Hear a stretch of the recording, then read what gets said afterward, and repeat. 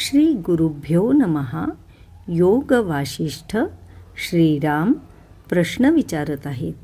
गुरुवर्य, सुख येतं पण क्षणात निघून जातं आणि दुःख ते मात्र मनात खोल रुतून बसतं.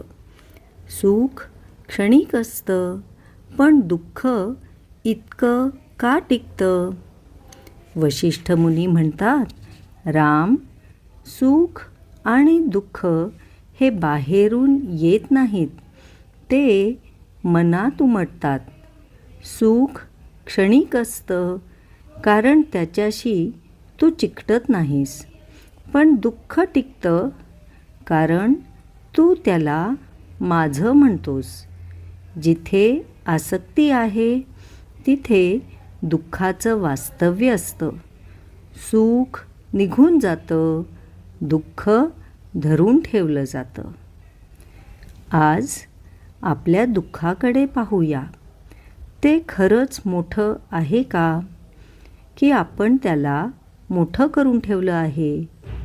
आसक्ती कमी झाली की दुःख आपोआप हलकं होतं. हरिओम तत्सत.